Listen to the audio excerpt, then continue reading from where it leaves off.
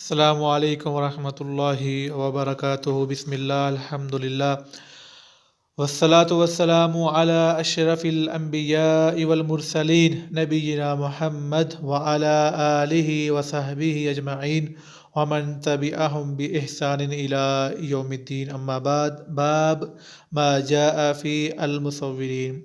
آج کا ہمارا بیان تصویر بنانے والوں کے بارے میں ہے۔ اللہ کے نبی صلی اللہ علیہ وسلم نے فرمایا، اشد الناس عذابا یوم القیامت، کہ سب سے سخت عذاب قیامت کے دن ان لوگوں کو ہوگا کہ جو تصویریں بناتے ہیں۔ ایسے ہی اللہ کے نبی صلی اللہ علیہ وسلم نے فرمایا، من صور صورتا فی الدنیا کلف ان ینفخ فیہا الروح ولیس بنافخ۔ جو بھی انسان اس جہاں میں تصویر کو بنائے گا تو اس کو کہا جائے گا کہ اس میں روح پھونکو، جب کہ وہ اس میں روح نہیں پھونک سکے گا۔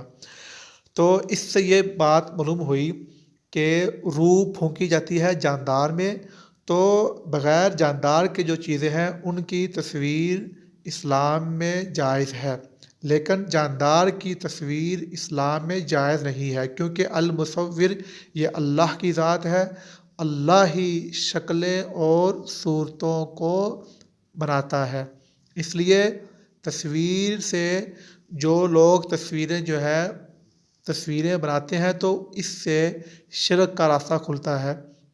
تو کسی بھی انداز سے کسی بھی انداز سے، چاہے وہ پہلے وقتوں کی ہو یا آج کل جو انداز ہے، کسی بھی طرح کی تصویر، کسی بھی انداز سے جو تصویر بنانا اسلام میں حرام ہے، اور یہی صحیح بات ہے، الا کہ کوئی مجبوری ہو، یعنی کہ بغیر مجبوری کے شوقیہ طور پہ تصویر جائز نہیں ہے، حتیٰ کہ دعوتی کام کے لیے بھی یہ تصویر سے دور ہی رہنا افضل ہے۔